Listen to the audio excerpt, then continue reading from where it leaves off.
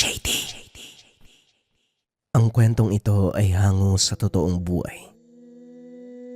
Mula ito sa isa nating kabayan na itago na lamang natin sa pangalang Manglino. Taong 1974. Aklan. Sa isang liblib na baryo ng Aklan, doon naninirahan ang isang batang naulila sa murang edad. Mabuti na lang, natagpuan siya ng isang mabuting albularyo. Kinupkop. Tinuring na tunay na apo. Ang pangalan ng albularyo ay si Manglino. Makalipas ng ilang taon ay natuklasan niya ang patungkol sa ina ng batang inampon. Hanggang sa tumungtong ng 17 years old, naglakas loob ng tanungin ni Ramon si Manglino patungkol sa kanyang ama. Ang palagi lamang nitong binabahagi ay kwento tungkol sa nanay. Pero ang sa ama, hindi nito nababanggit.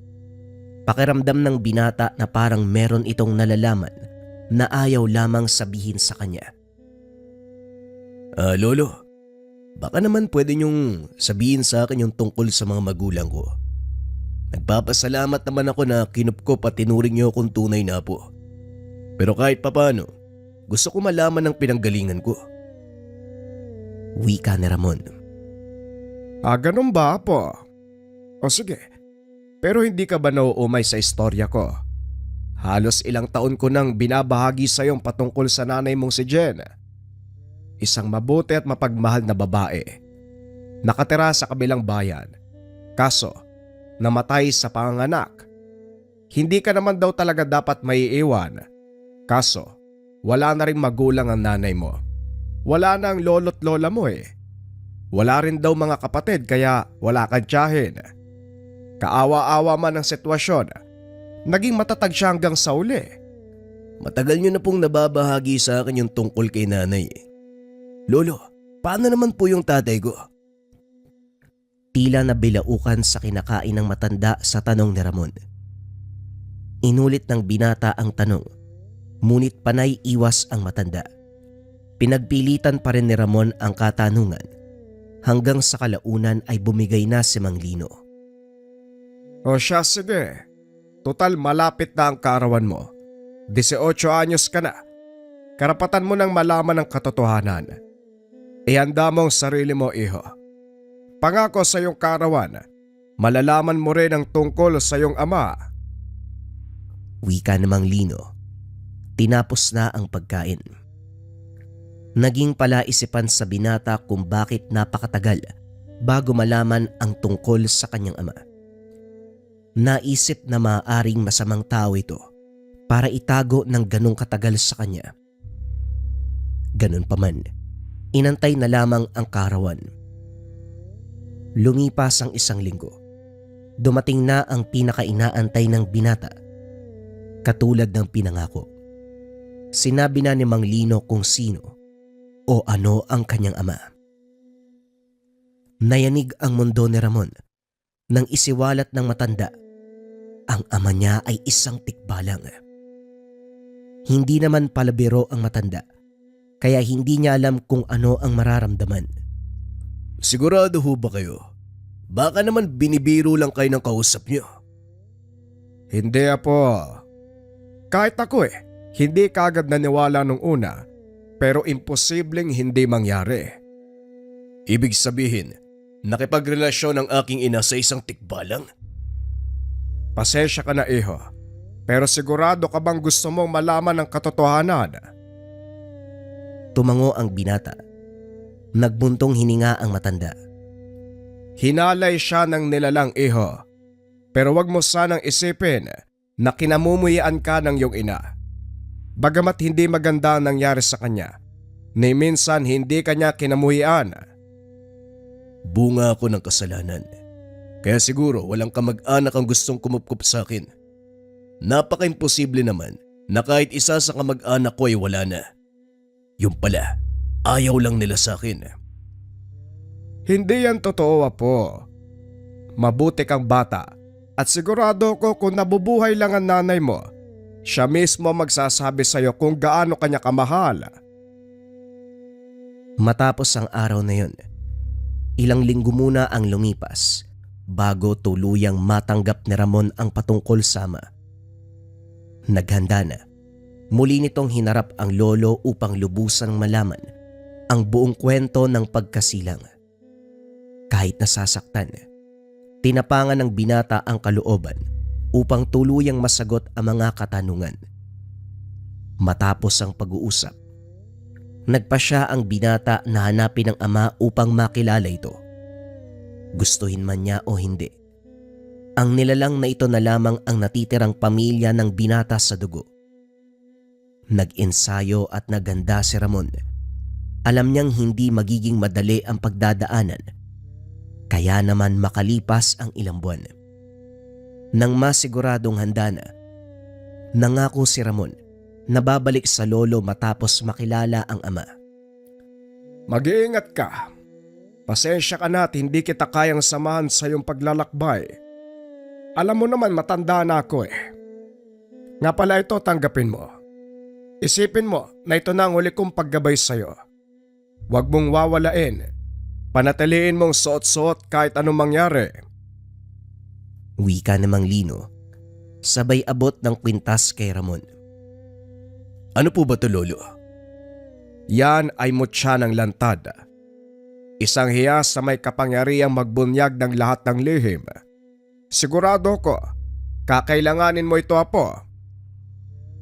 Wika namang Lino, sabay abot ng isang kwintas na merong bato. Matapos ang pag-uusap, lumakbay si Ramon upang hanapin ang ama.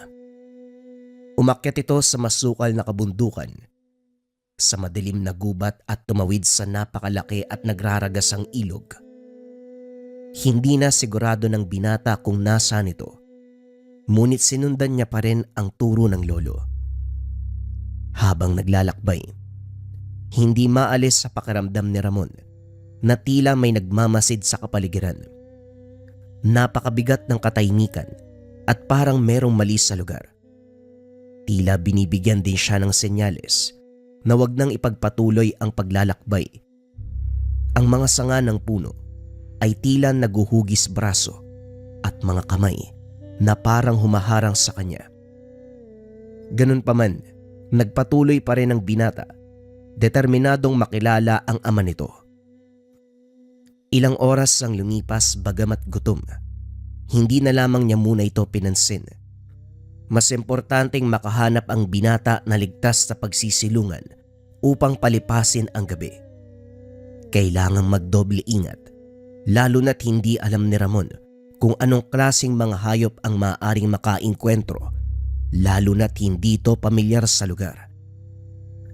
Nang makahanap ng malaking puno, kagad itong inakyat upang alamin kung magiging ligtas ba ito para tulungan. Habang nag-aayos, nakarinig ng mga kalusko sa ibaba ang binata. Kagad siyang tumigil sa pagkilos upang alamin kung panganib ba ang pinagmula ng ingay. Isang grupo ng mga kababaihan ang nagkumpulan sa ibaba. Tinignan niya ito ng mabuti. Lahat sila may edad na. Kulubot ang mga balat. Mahaba at puti ang mga buhok. Higit sa lahat, napakahaba ng mga kuko at tila iilan na lamang ang mga ngipin. Nasaan ang lalaking yon? Nandito lang siya. Nararamdaman ko ang presensya. Wika ng isa sa mga kababaihan. Mula sa likuran, isang mas matandang babae ang dahan-dahang lumabas sa dilim. Nakakakilabot ang mga ngiti. Tila 2 taong gulang na ang edad. Huwag na kayong mag-alala mga kapatid. Nandito lamang siya. Buksan niyo ang mga mata at makikita niyo rin sila. Wika ng matanda. Kahit medyo malayo, tumatagos sa puso ni Ramon ang takot mula sa bibig ng matanda. Biglang napatingin sa itaas ang grupo at ngumiti ang lahat. Iho, bumaba ka na riyan. Hindi ka namin sasaktan. Meron lang kaming kailangan. Halika na. Huwag mo kaming pahirapan. Wika ng isa pa sa mga babae. Sige na iho, bumaba ka na rito. Siguradong hindi mo magugustuhan kung kami ang aakyat dyan. Wika ng isa pang babae. Tila ito ang nagsisilbing leader ng grupo. Hindi sinunod ni Ramon ang utos ng grupo. Bagkus ay lalo pa itong umakyat. Naghanap ng paraan upang makatakas. Nang mapansin nila na tila walang balak bumaba ang binata, kagad inilabas ng isa sa kababaihan isang uri ng pulang tela na puno ng mga insekto. Oras na para ilabas sa mga alaga natin, Pinunong Ignacia. Tanong ng isang babae. Mukhang hindi ito madadaan sa santong dasalan. Kapatid, pakawalan mo ang ating mga alaga. Wika ni Aling Ignacia. Sumugod ang babae. Nagpakawala ng mga alupihan at mga alakdan. Gumapang ang mga ito sa puno ng napakabilis. Doon napagtanto ni Ramon. Grupo ng mga mambabarang ang nakaengkwentro. Dahil hindi makalis at walang ibang patutunguan, kagad nilabas ni Ramon ang kanyang itak. Sabay hampas sa mga gumagapang na peste. Dahil sa talim ng itak, kumislap ito sa tulong ng buwan. Bawat hiwa ay tumatama, nag-iiwan ng durog na insekto sa lupa. Bagamat pumapalag, dahil sa dami ng peste, hindi maiwasang makagat paminsan-minsan ang binata. Unti-unti ay napapagod na rin ito. Hindi lumalaban, hindi niya namalayan na dahan-dahan na palang lumiliit ang punong tinutungtungan. Meron palang mga insekto sa baba na unti-unting kinakain ang ugat ng puno. Alam mo iho, kaya naming patigilin ang lahat ng ito. Kailangan lang namin ang mutsyang hawak mo at papakawalan ka rin namin.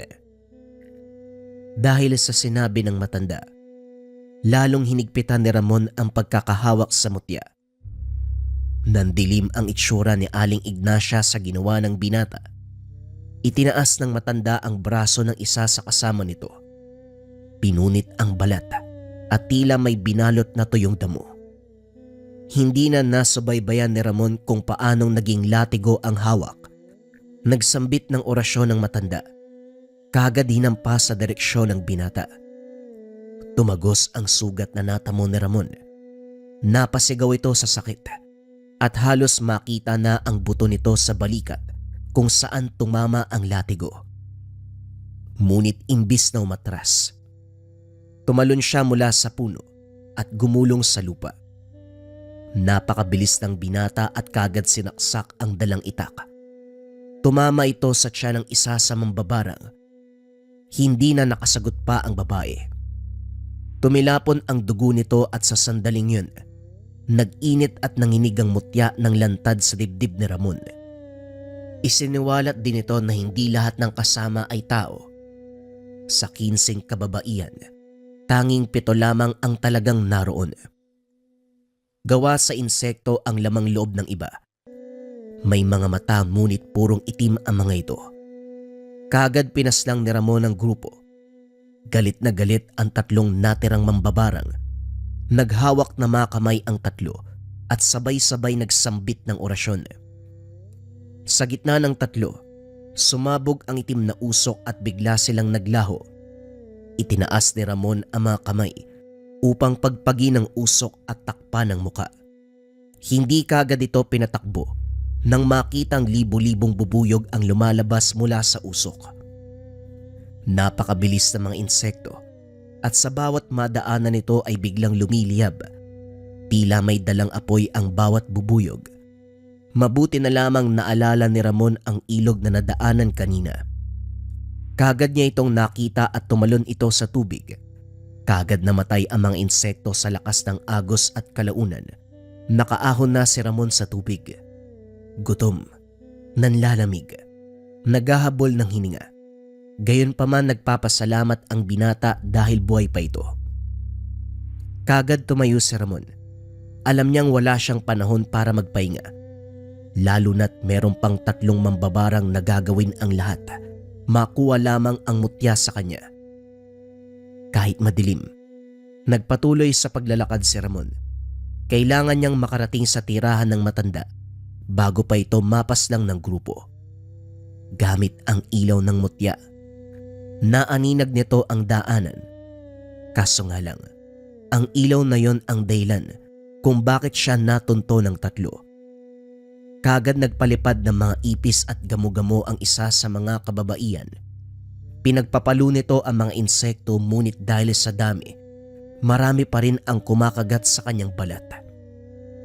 Muli siyang tumalon sa tubig upang mamatay muli ang mga insekto. Ngunit hindi inasahan ng 3 na bigla itong umahon at binato ang itak. Tumama ito sa leeg ng isa sa mga mambabarang. Kagad dumupa ang mga insektong pinalipad. Si Aling Ignacia na lamang at isa pa sa mga kasamahan ang natitira. Itigil na natin to, Pinunong Ignacia. Marami pa tayong pagkakataon na pwede nating makuha ang mutya ng lantad. At isa pa, 2 na lamang tayo. Hindi natin alam ang kayang gawin ng binatang yan. Wika ng isang kasama. Kagad siyang nakatikim ng sampal sa isang matanda na si Aling Romana. Tila na-insulto ito sa sinabi. Bigla namang hinawakan ni Aling Ignacia ang kamay ng babae. Unti-unting nangitim ang balat nito. Parang natuyong kahoy ang tekstura. Katakot-takot ang itsura. Kagad itinaas ni Ramon ang mutya ng lantad. Lumiwanag ito. Pinakita ang tunay na itsura ng kaninay babae lamang. Naging isang napakalaking bubuyog ang nasa harapan ng binata. Kasing laki ito ng tao. Baluktot ang pangangatawan. May malaking pakpak. Napakalaki at bilog na itim ang mga mata. Balot na balot ng balahibo ang katawan. Ngunit ang kaibahan lamang, imbis na buntot, meron itong 3 malaking pangit na muka na siyang nagsisilbing bibig nito. Kagad itong sumugod at tinangkang kagatin ni Ramon, ngunit sinalubong niya ito ng isang napakalakas sa suntok. Sa loob ng kamao, naroon ang mutya ng lantad. Halos mahiwalay ang ulo ng halimaw sa katawan, ngunit hindi tumigil si Ramon. Pinaulanan niya ito ng mga atake. Pinagsasaksak ang nilalang hanggang sa hindi na ito gumalaw. Upang makasiguro, tuluyang hiniwalay ng binata ang ulo nito sa katawan. Hindi ako tinawag na pinuno nang walang dahilan. Maganda ka, iho. Pagbabayaran mo ang lahat ng ginawa mo. Wika ni Aling Ignacia. Ang lupa ay parang lumilindol. Ang hangin ay lumakas. Tila umiikot sa matanda. Nagsambit ng mga orasyon at halos lahat ng namatay na insekto muling nabuhay.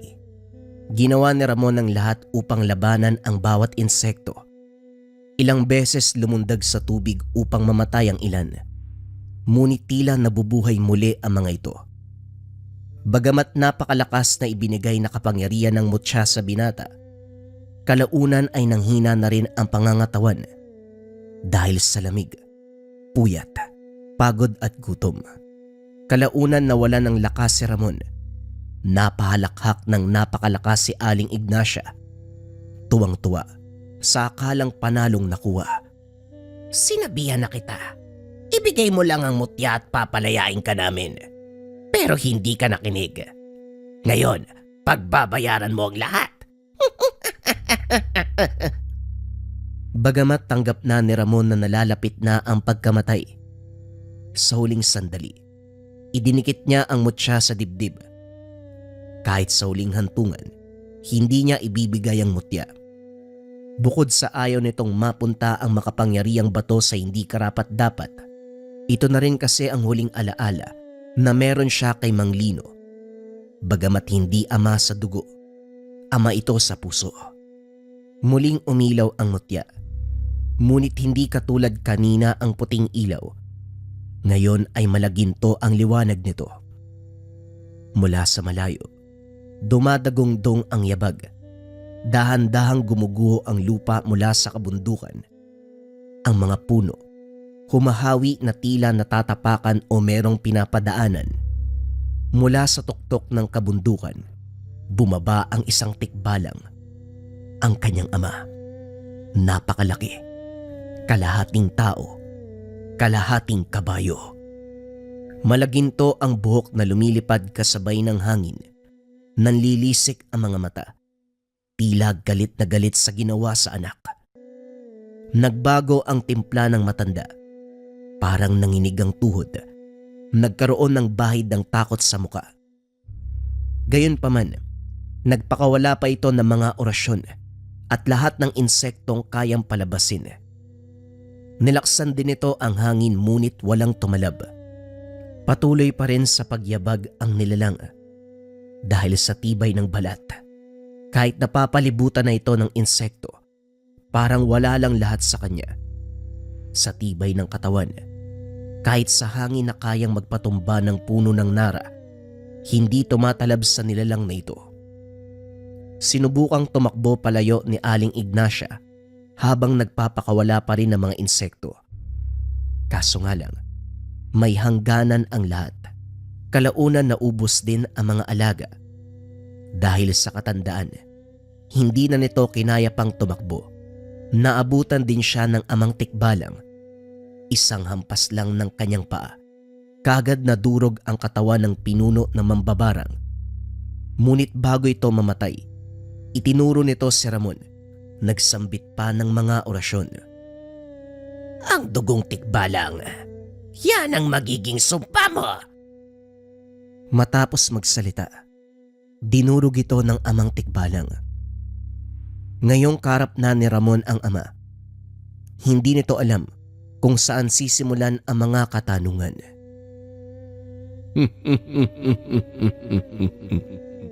Huwag ka munang magsalita, anak.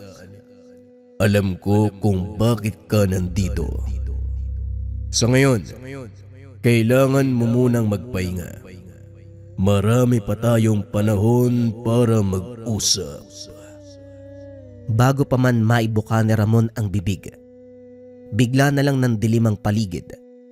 Nahimatay na ito. Maaring dahil sa pagod, dahil basa ang katawan nito, o hindi kaya naman sa gutom, o maaaring kombinasyon ng lahat. Gayunpaman bago tuluyang mawalan ng malay, nakita ni Ramon na umilaw muli ang mutya ng lantad. Tila may nais itong ipakita, ilantad sa huling pagkakataon. Nagising na lamang si Ramon sa isang hindi pamilyar na lugar. Tila nasa loob ng kuweba. Nakaayos ito at punong-puno ng likas na yaman. Sa gitna ng kuweba ay merong talon kung saan napapalibutan din ito ng mga halaman at bulaklak. Doon natagpuan ni Ramon ang iba pang tikbalang. Tila munting komunidad. Kagad umakbay ang ama kay Ramon. Bakit niyo ako dinala sa lugar na ito? Hindi ba sila magagalit na nagdala kayo ng tao sa lugar ng mga tikbalang?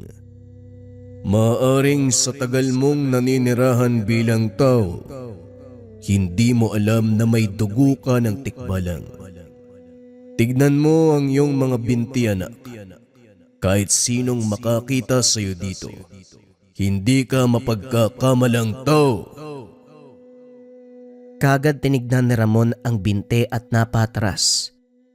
Hinawakan ng mabuti ang katawan. Makalipas ang ilang minutong pagsusuri, pumunta sa talon ng binata upang tignan ang refleksyon. Isang tikbalang. Yan ang huling nais ipakita sa iyo ng mutya ng lantad. Oras na upang harapin at tanggapin mo ang pagiging tikbalang, anak. Hindi maaari. Buong buhay ko hindi kita nakilala. Ni hindi mo nga ako hinanap eh. Tapos ngayon kailangan kong tanggapin ang responsibilidad ng pagiging tikbalang, ng pagiging tagapagbantay ng gubat. Sinasabi mong ama kita, pero kahit kailan, hindi ka nagpakatatay sa akin. Hindi mo naiintindihan, anak. Hindi ko ginusto na iwan kayo ng nanay mo. Malalaman mo ang tunay na kaganapan.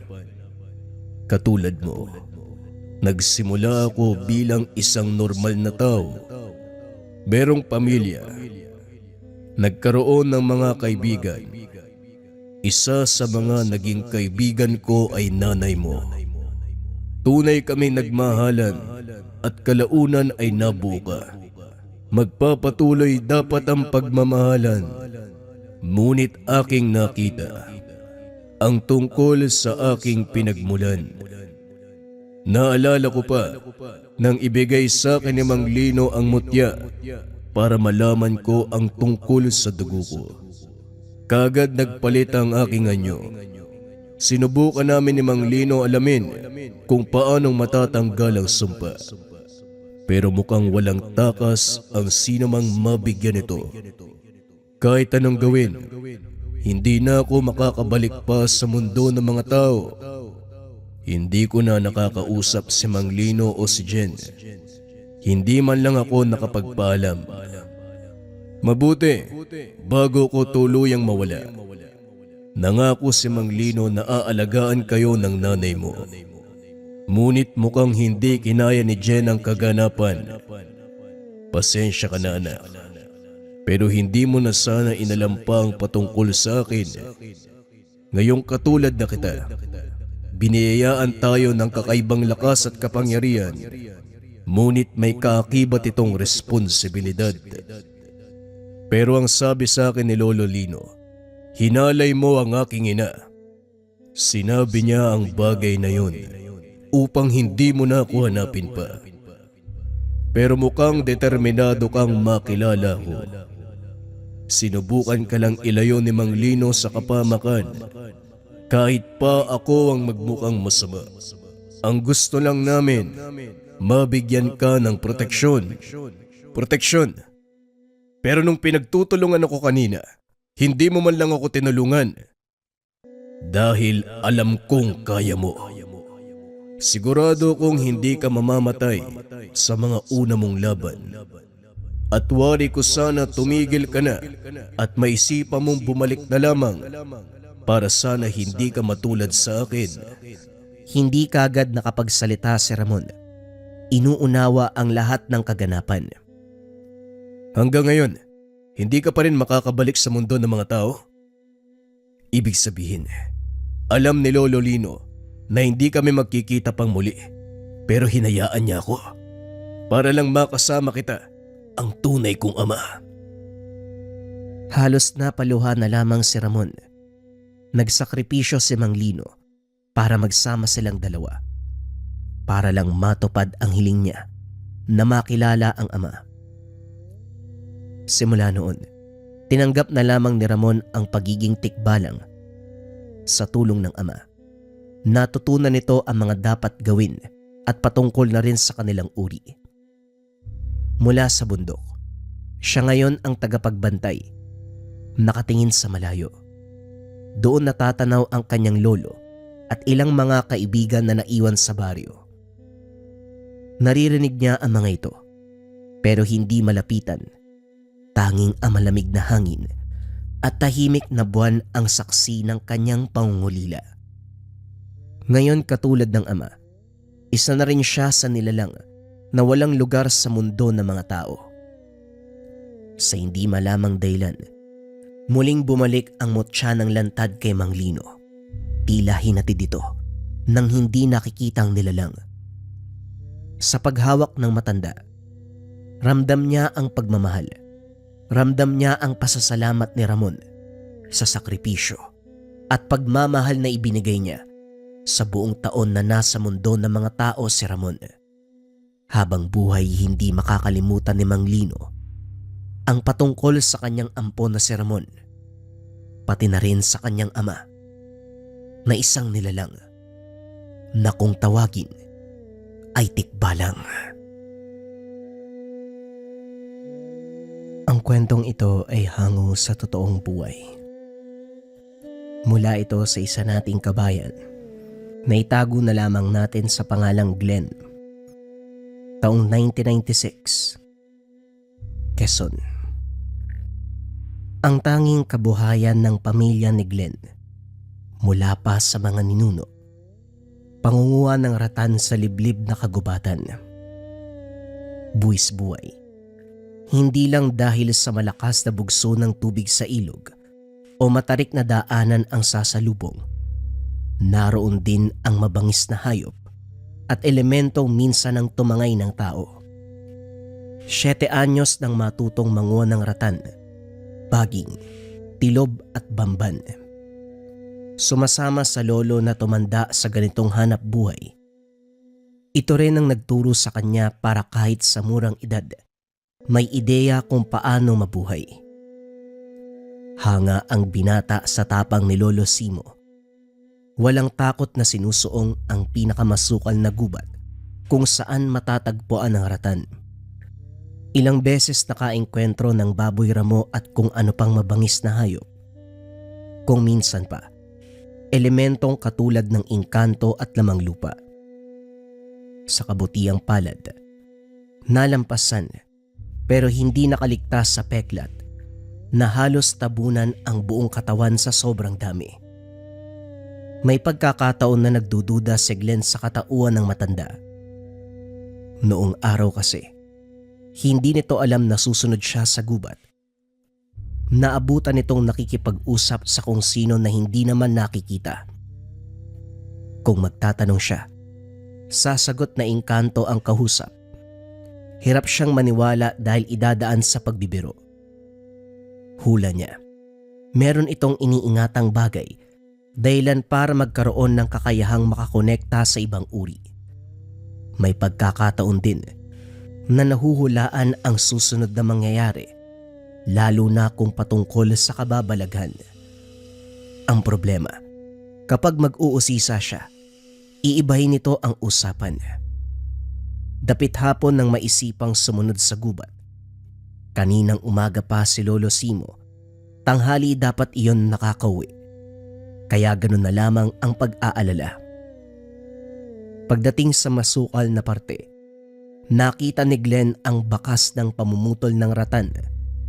Nasa tabi ng nakatambak ang bungkos nito. Kaso nga lang, hindi mahagilap ang matanda. Lumakad sa unahan, sinilip ang bawat kumpol ng mga halaman hanggang sa nasepat sa hindi kalayuan si Lolo Simo. Kagaya ng mga nakasanayang tagpo, meron itong kinakausap sa hangin. Tahimik na pinagmasdan ng binata ang galaw ng matanda. Panay ituturo sa naglalakihang puno sa paligid. Hindi nagtagal, bumalik si Lolo Simo sa lugar kung saan iniwanan ang nakuwang ratan. Nauna si Glenn. Doon nagpanggap na kakarating lamang. Habang pababa ng kabundukan, tahimik na sumunod ang binata. Sa tinagal, ilang beses kumurap dahil nakakakita ng maitim na imahe sa hangin. Namataan sa gilid si Lolo Simo. Kinusot ang mga mata upang malaman kung nagkamali ba. Pero malinaw pa sa sikat ng araw na tama ang nakikita. May elementong nakasunod sa matanda. Gayunpaman, hindi magawang sabihin dahil natatakot na baka bumaling sa kanya. Kasama ito mula sa gubat hanggang sa bahay. Kasabay ng pagbaba ng pasangratan ay ang pagkawala ng elemento. Tinignan ng paligid dahil hindi na ito mahagilap. Sasama ka ba sa akin sa pagpunta sa bayan? Kung oo, magmadali ka na. Magmadali ka magmeryenda dahil lalakad tayo kagad. Malayo yon at siguradong aabutin tayo ng gutom sa daan. Ipagbalot mo na lamang ako ng tinapay. Bilisan mo, aantayin kita sa labas. Wika ni Lolo Simo. Pumasok ito sa kusina kung saan nakatambak ang nakuwang ratan kahapon. Isa-isang inilabas ang mga bungkos. Siya naman ay dumiretso sa kusina para magbalot ng pagkain sa kalagitnaan. Tanaw mula sa bintana ang muling pagpapakita ng itim na elemento. Nasa tabi kung saan nakatayo si Lolo Simo. Tuluyang naagaw ang pansin ng binata. Lumapit sa bintana. titig na titig sa elemento. Makaraan ng ilang sandali, bigla itong nawala kasabay ng pagtingin ng matanda. Glenn, sasama ka ba o hindi? Malapit nang lumubog ang araw. Abutin tayo ng hating gabi. Dito napukaw ang atensyon ng binata. Dali-daling sinara ang tahanan. Inabot ng takip silim sa daan. Hindi mapakali si Glenn dahil sa nakikitang itim na elemento. May hahalin tulad sa itim na usok na sumasabay lamang sa paggalaw ng hangin. Nang makarating sa bayan kung saan ibebenta ang ratan, bigla itong nawala. Pagkatapos matanggap ang salaping kinita, dumiretso sa pamilihan. Nakahinga si Glenn dahil hindi na nakikita ang elemento. Iniwanan siya ni Lolo Simon sa tabi. Ito na kasi ang nagtungo sa tindahan ng tabako. Bumalik naman makalipas ang ilang sandali pero hindi umabot sa kanya. Tinawag ito ng mga kakilala na nagtatagay sa gilid. Bilang respeto umupo muna. Sumenya sa kanya na mabilis lang. Tumango naman ang binata at matyagang nag-antay sa tabi. Sa pagdaan ng minuto, napansin ni Glenn ang isang lalaki sa likuran. Dumampot ng bote sa kabilang mesa at saka dali-daling humakbang para ihampas sa ulo ni Lolo Simo. Sisigaw na sana ang binata para balaan ng matanda. Kaso hindi na kailangan dahil lumitaw ang elementong itim. Wala naman itong ginawa pero yung lalaki ay biglang natalisod. Nabasag ang bote. Direktang bumaon sa muka ang bubog. Nagulat ang lahat at dali-daling sumaklolo. Glenn, halika na. Nagkakagulo na sila. Mabuti na lang hindi sa akin tumama. Kaunti na lang kasi ang kulang eh. Wika ni Lolo Simo nang makalapit. Lolo, wala po ba talaga kayong alam sa nangyayari? Tumingin si Lolo Simo sa binata. Nakaramdam ng takot si Glenn kung kaya't iniba ang usapan. Nagmamadaling nauna sa paglalakad. Gabi na habang binabaybay ang daan. Walang imik ang maglolo dahil abala ang atensyon sa kanya-kanyang hawak na sulo. Pagdating sa bahaging masukal, dito muling napansin ni Glenn ang elemento. Kahit gaano kadilim ang paligid, malinaw niya itong nakikita. Sa puntong ito, mas dikit kay Lolo Simo. Tutok na tutok ang binata hanggang sa napansin ang pag-iba ng hangin. Hindi lang pag-alingasaw ng matapang na amoy, may mabigat pa na presensya at parang may buhok na gumagapang sa binti. Sa tuwing iilawan ay nawawala. Napahinto din si Lolo Simo. Binigyan ng babala ang binata. Glenn, mabuti pang dumistansya ka muna. Hawakan mo ang bagay na ito. Sa itong balisong, gamitin mo kapag merong lumalapit.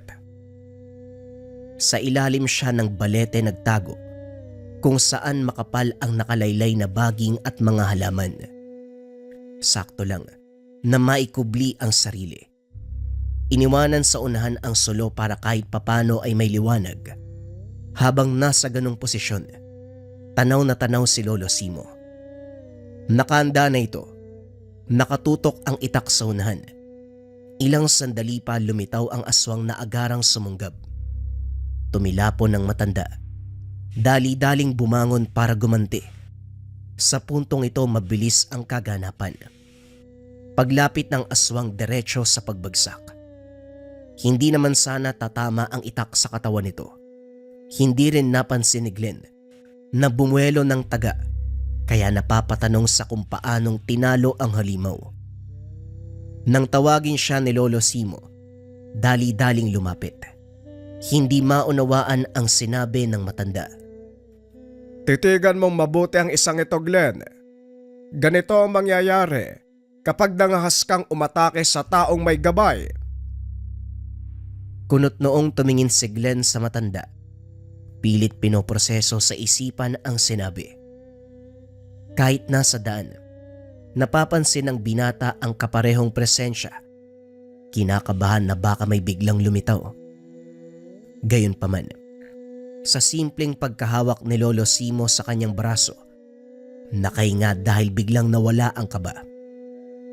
Pagdating sa unahan, hindi nakaligtas sa paningin ni Glenn ang anino ng aswang. Hindi lang isa, kung hindi dalawa. Ilang pares ng nanlilisik na mga mata ang nagip. Sa kabutihang palad, wala ni isa sa mga ito ang naglakas ng loob na sumugod. Sakalang tuluyang nakahinga ang binata pagdating ng tahanan, kagad nagsarado ng pintuan. Natawa ang matanda. Dapat marunong kang pangibabawan ng takot mo upang hindi maagaw ang atensyon ng masamang elemento. Yan ang pinakaunang dahilan kung bakit nilalapitan ng isang tao. Kahit wala kang sapat na armas para labanan ng mga ito, dapat ipakita mo pa rin na hindi ka natatakot. Sino ba namang hindi matatakot kung aswang na yung kaharap? Ikaw po ba, Lolo? Hindi ka matatakot? Hindi. Kasi para sa akin, mga tao lang na nagsusot ng maskara ang mga yan na kapag nagawa mong mahubaran, sila pang matatakot sa'yo. Natahimik si Glenn.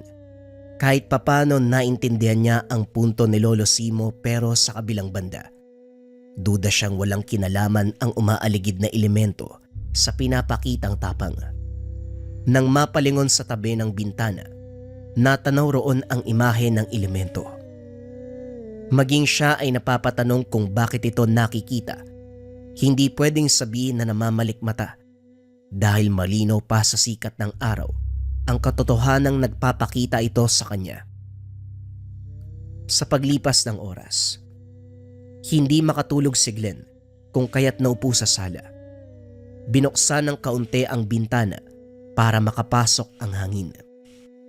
Hindi pa gaanong matagal ang pag-upo ng masipat ang gumagapang na anino.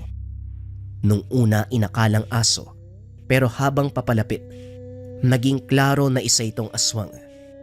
Hindi nag-atubili, sumigaw sa pagtawag kay Lolo Simo. Hindi lang matanda ang naalerto, pati na rin ang aswang natigil sa pagkilos. Kasabay ng paglabas si Lolo Simo ay ang paglitaw ng itim na elemento. Ang aswang na nasa malapitan, kumaripas ng takbo. Alam ko naman na nasa tabi ka lang, kaibigan. Gusto ko lang sanang linawin na huwag kang mag-abala sa pagparito dahil kapag ako nasagad, uuwi ka ng walang buhay. Makaraan ang ilang sandali. Pumasok si Lolo Simo. Sinabihan si Glenn na matulog na at wag nang isipin ang naganap. Kinabukasan, wala na sa tahanan si Lolo Simo paggising ng binata. Dali-dali siyang gumayak. Sumunod dito sa gubat. Wala naman itong ibang pupuntahan kung hindi doon lang. Kaso nga lang, bungkos ng ratan at bamban lamang ang naabutan. Muli na naman siyang naglibot. Hinahanap ang matanda kung saan-saan, pero hindi ito magilap. 3 magkakaibang lugar ang pinaglagyan nito ng bungkos ng ratan. Pinasan ang mga ito at inisahang tambak sa tabi ng ilog. Doon na rin napagpasyang intayin si Lolo Simo. Habang nagpapalipas ng oras, binalikan ang mga kaganapan kagabi. Mula sa eksena doon sa pamilihan, sa pag-atake ng aswang sa daan, hanggang sa isa pang aswang na sumunod sa tahanan. Idagdag pa ang elemento na palaging nakasunod kay Lolo Simo. Napailing dahil kahit anong isipin, sumasakit lamang ang ulo. Makalipas ang ilang sandali, 2 lalaki ang biglang lumapit. Nagtatanong kung meron bang nakitang matanda na nangunguha ng ratan. Hindi kagad nagsalita ang binata. Tinanong muna kung sino ang mga ito. Kaano-ano niyo po ba yung matanda? At saka sino-sino po ba kayo? Huwag kang mag-alala, iho. Wala kaming masamang balak sa matandang si Simo. Sa katunayan, hihingi kami ng tulong sa kanya. Kung kilala mo ang tinutukoy namin, sabihin mo na. Ako si Diego. Eto naman kasama ko si Baring. Kaibigan namin yung matanda. Hindi pa rin nagsalita si Glenn. Mukha namang mapagkakatiwalaan pero hindi siya nagpadalos-dalos. Tinuro ang ibang direksyon at sinabing nakita doon ang matandang hinahanap. Kagad lumakad ang mga ito.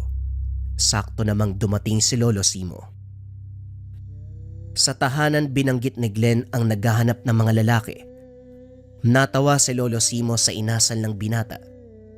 Aniya, kakilala niya sina Diego. Sakto ding dumating ang dalawa.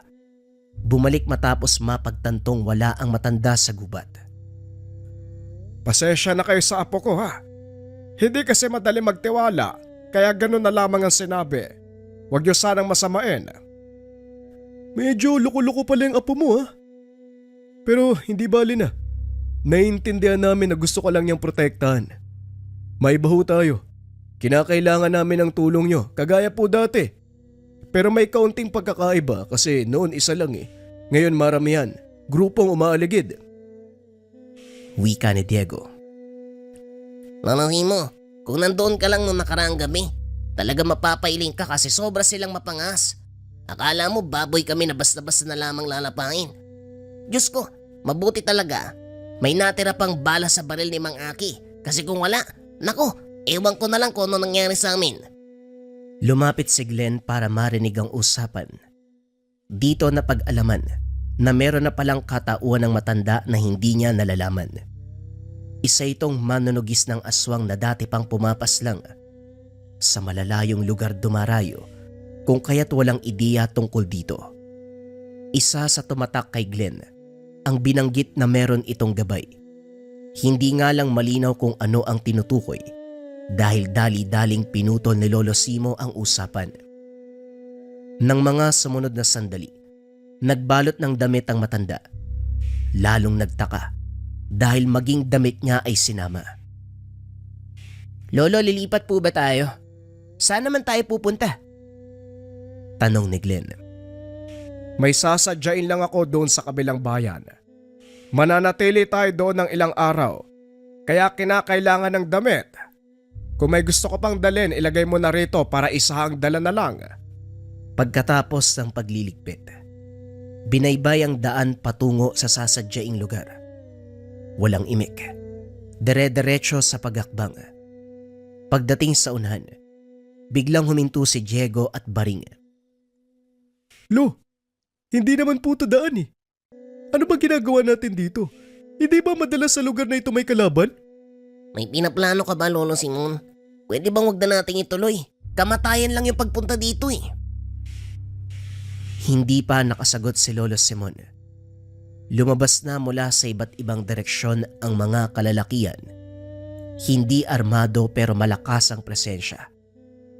Pumalibot ang mga ito habang palipat-lipat ang tingin sa kanilang apat. Alisto naman si Diego at Baring na bumunot ng itak. Kaso pinigilan ni Lolo Simo. Mga iho, dadaan lang naman kami. Huwag niyong bigyan ng masamang kahulugan. Ito lang kasi ang daan patungo sa pupuntahan namin. Simo, wag na tayo maglokohan. Alam natin lahat na sinadya mo ang pagparito. Hindi ba? Tinanggal ng lalaki ang balot sa muka. Inilantad ang sarili. Nakilala ito ni Lolo Simo. Ikaw pala yan, Oliver. Sa paglipas ng panahon, dumarami ang batuta mo ah. Kagaya mo rin ba sila na pumapatay ng tao para lang ialay sa demonyo? Matagal na nung huli tayong nagkaharap. Hindi ko inasahan na magkikita ulit tayo ngayon.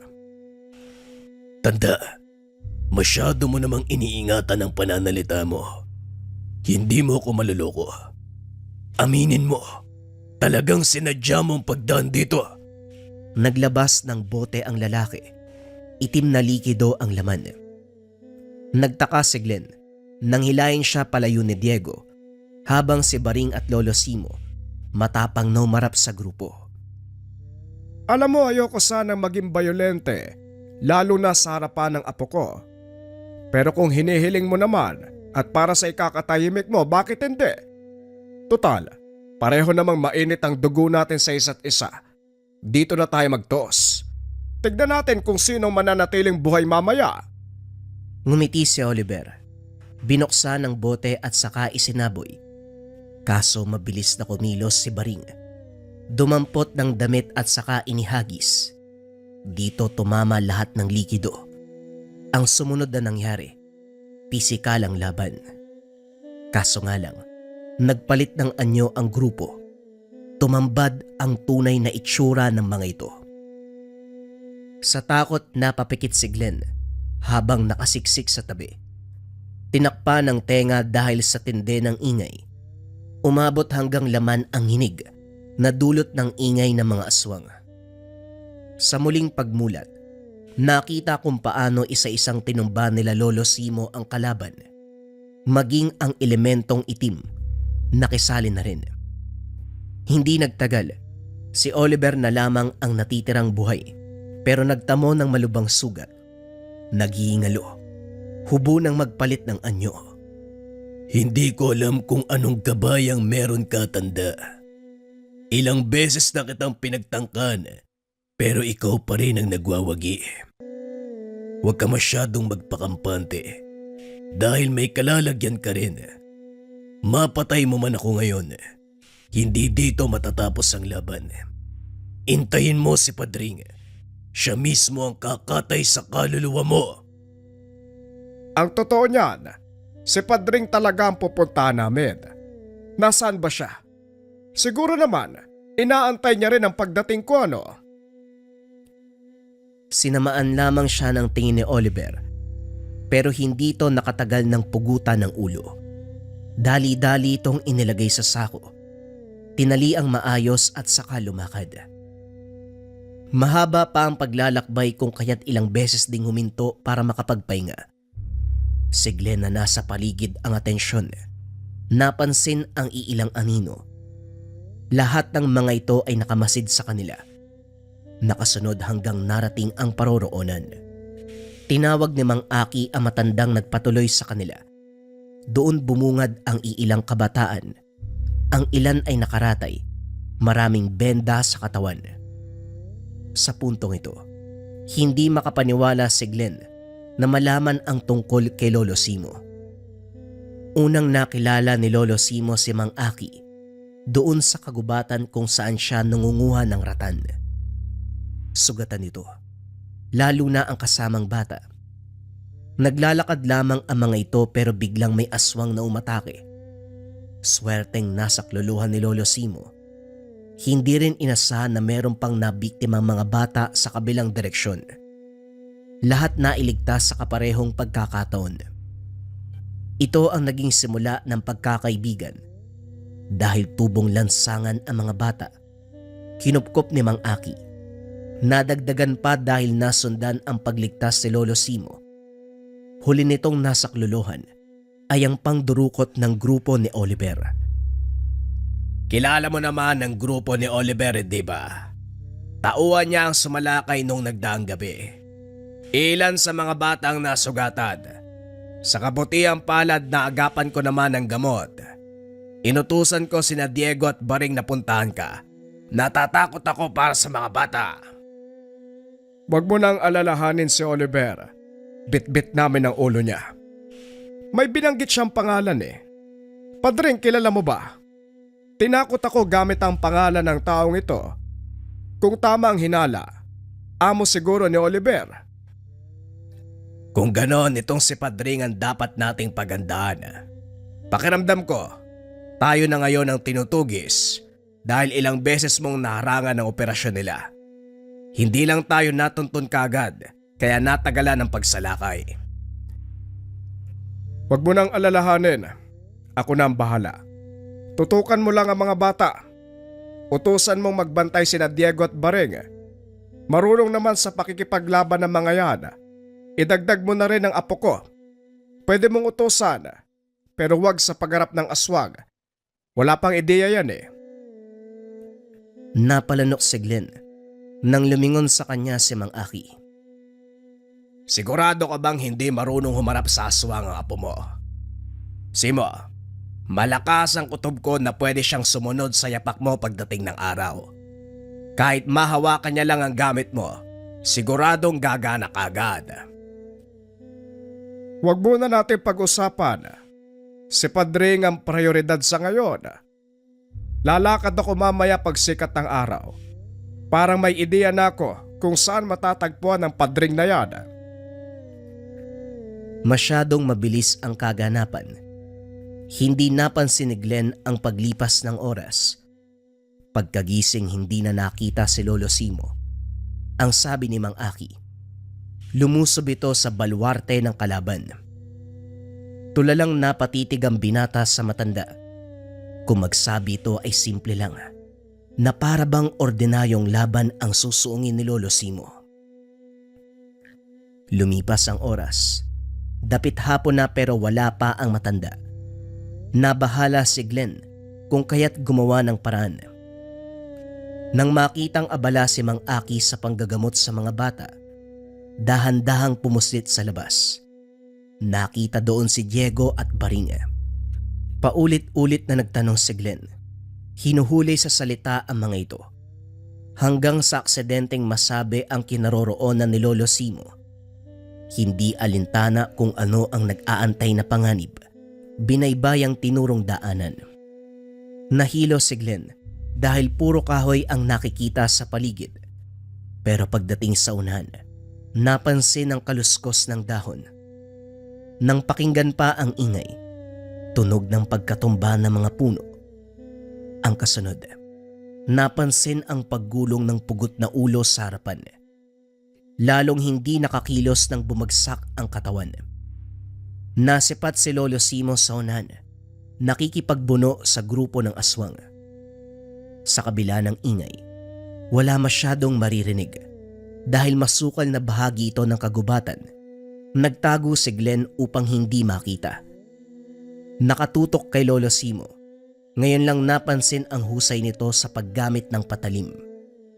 Pasimpleng inalagan ang atake ng kalaban. Kung tataga ay walang palya. Tatama sa mga aswang. Maliban dito nasa likuran ng matanda ang itim na elemento. Wala naman itong ginawa. Sadyang nasa likod lang. Sa paglipas ng ilang sandali wala nang natira sa grupo ng kalaban. Naggutay-gutay ang mga katawan nito. Ito na yata ang pinakabrutal na patayang nasaksihan ni Glenn. Kahit kailan talaga, gumagawa ka ng paraan para masundan ako. Huwag ka na magtago diyan. Alam kong nasa likod ka ng mga halaman, Glenn. Nagulat ang binata sa biglang pagtawag ni Lolo Simo. Hindi niya ito napansin na tumingin. Ngayon din, nakatalikod pa rin habang nagsasalita. Lolo, ikaw pa rin ba yan? Para kasing naging ibang tao ka eh. Wika ni Glenn. Hinay-hinay sa pagakbang. Iniiwasang maapakan ang parte ng aswang. Sa punto ito, natigilan si Glenn nang humarap si Lolo Simo. May markang itim ang kalahati ng muka. Bahagya ding umitim ang kanang mata. Huwag kang matakot, Glenn. Ako pa rin ito, ang Lolo Simo mo. Umatras si Glenn. Wala naman siyang nararamdamang banta, pero hindi lang matanggap ang itsura ng matanda. Nang masipat muli ang itim na elemento sa likuran, hindi siya nagpigil na magtanong. Ang gabay ba na tinutukoy nila, yung elementong itim na nakasunod palagi sa'yo? Sa pagkakataong ito, si Lolo Simo naman ang nagulat. Hindi inasahan ang sinabi ng binata pero bago ito malinaw, sunod-sunod na pagbato ang pumukaw sa kanilang atensyon. Ilang sandali pa lumitaw ang isang lalaki. May edad na ito. Maputi ang buhok. Masama ang tingin kay Lolo Simo. May dalawa pang tao sa likuran. Pareho ng amoy sa mga aswang. Ikaw pala ang sinasabi nilang Simo na manunugis. Hindi ko galing magpakita, pero masyadong matunog ang pangalan mo sa mga tauhan ko. Lalo na ikaw palang pumaslang kay Oliver. Si Oliver ang may tuturing ko malakas na aswang na hawak ko. Pero tinalo ng matandang... Sandali. Ikaw ba si Simo o itong binata? Sino ba sa inyo? Walang kinalaman ng binata rito. Napadaan lang siya. Umalis ka na. Dumiretso ka kung saan ka pupunta. Pasimple niyang sinenyasan ang binata na umalis. Kumaripas naman si Glenn, kaso huminto nang marinig ang mabangis na pag-alulong. Sa puntong ito, nagmistulang dambuhalang aso ang dalawang lalaki. Sinugod si Lolo Simo. Salitan ang mga ito ng atake. Hindi may kakaila ang lakas dahil nadaplisan lang ang matanda. Tumilapo na ito. Ilang ulit pang bumagsak matapos pagpasapasahan. Hindi nagtagal bumaon ang ulo sa lupa matapos suntok-suntukin. Tuwang-tuwang lumapit si Padring, kontentong-kontento sa nakikita. Kuryoso pa ako kung paano ka makipaglaban. Sa 2 asbo pa lang bagsak ka na pala. Sayang ka sa oras. Patayin nyo na yan. Siguraduhin malinis ang lugar. Wala kayong ititirang bakas. Naunang umalis si Padring. Bigla na lang itong naglaho matapos ang iilang hakbang. Kumilos ang naiwang aswang, pero sila ngayon ang nagulat. Pasimpleng bumangon si Lolo Simo, tumatawang humarap sa mga ito. Nang sumugod ang kalaban, humarang ang itim na elemento. Naniga sa kinakatayuan dahilan para matuluyan ng matanda. Ilang beses tumagos ang itak sa katawan, tinapos sa pamamagitan ng pagpugot ng ulo. Pagkatapos ito, dali-daling sinundan ang dinaanan ni Padring. Nagkaharap ang dalawa, parehong masama ang tingin sa isa't isa. Walang umimik, diretso sa laban. Tumilapon ang tumilapon, parehong natatamaan sa kani-kanilang atake. Hindi nagtagal pareho ding bumagsak ng mapuruhan ang isa't isa. Naalerto naman si Glenn nang makitang sumulyap sa kanya si Padring. Kaso bigla na lang itong nasa harapan. Napansin na lang ng binata na humapdi na ang tiyan. Sa puntong ito nagulat nang makita sa harapan si Lolo Simo. Nagawa nitong harangan ng atake na para sana sa kanya. Tumagos ang naghahabaang kuko ng aswang. Nadaplisan lang siya. Kumilos ang elemento. Sinakop ng itim na figura nito ang mukha ng aswang. Nag-iba ang kilos. Nabaling ang atensyon sa pagkalmot ng sarili. Walang tigil hanggang sa tumagos ang sariling kuko sa katawan. Hinablot ang laman dahilan para humandusay. Nangisa ito. Hindi nagtagal ay binawian ng buhay. Dali-dali namang nilapitan ni Glenn si Lolo Simo. Pinipigilan ang pagdurugo ng sugat. Sakto namang dumating sina Diego at Baring. Hinahanap ng mga ito ang binata na hindi nagpaalam. Nabaling ang pansin sa matanda. Dali-daling binuhat at tinakbo pabalik sa tahanan ni Mang Aki. Marunong sa panggagamot ang matanda subalit sa kaso ni Lolo Simo, hindi na kayang agapan ng anumang gamot. Ginawa na ang lahat pero hindi pa rin kinaya. Mang Aki, baka pwede nyo namang gawa ng paraan. Mga bata nga nagagawa nyong isalba si Lolo pa kaya? Pareho naman silang biktima ng aswang Manggagamot ka ba talaga? Wika ni Glenn. Iho, unawain mo na may limitasyon ang kakayahan ko. Ang kondisyon ng lolo mo, hindi na kayang agapan ng anumang gamot. Sugatan na ang puso niya, apektado na rin ang lahat ng lamang loob. Swerte na nga yan, buhay pa rin hanggang sa ngayon. Malapit na ang oras niya. Mabuti pa magpaalam ka na. Naguguluhan si Glenn kung ano ang uunahin. Ang pagmamakaawa ba na magamot ang matanda? O pagpapaalam dahil nalalapit na ang kamatayan?